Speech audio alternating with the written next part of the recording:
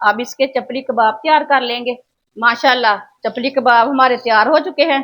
माशाल्लाह आलू के चपली कबाब हमारे बहुत ही अच्छे बने हैं, आप देख सकते हैं।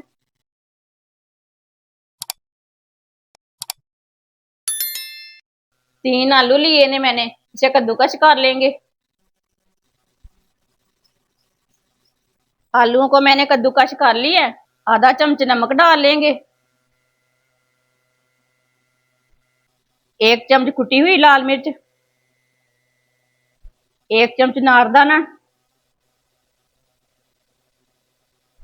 आधा चम्मच साबुत धनिया, 2 चम्मच बारीक कटा हुआ प्याज डाल लेंगे। सब्ज धनिया डाल लेंगे। सब चीजों को अच्छी तरह मिक्स कर लेंगे।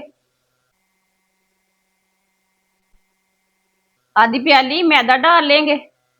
आप इसमें आटा भी डाल सकते हैं। इसे अच्छी तरह मिक्स कर लेंगे। फ्राई के लिए ऑयल लिया मैंने, ऑयल को अच्छी तरह गर्म कर लेंगे। ऑयल हमारा गर्म हो चुका है। अब इसके चपली कबाब तैयार कर लेंगे।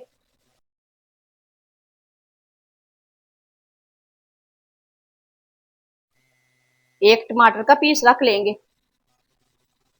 ऐसे इसे पैन में डाल लेंगे।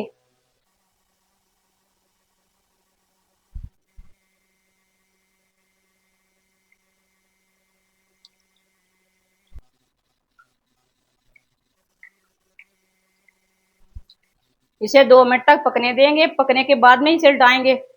2 मिनट हो चुके हैं, अब इसे उल्टा लेंगे। थोड़ा पकने के बाद में इसे उल्टाना, इसे कच्चा नहीं उल्टाना।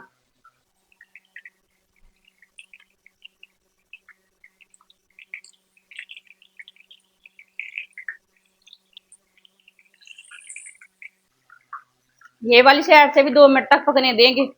माशाल्लाह चपली कबाब हमारे तैयार हो चुके हैं, आप देख सकते हैं। अब इसे बाहर निकाल लेंगे। माशाल्लाह आलू के चपली कबाब हमारे बहुत ही अच्छे बने हैं, आप देख सकते हैं। आप इसे चटनी के साथ भी खा सकते हैं, इसे केचप के साथ भी खा सकते हैं।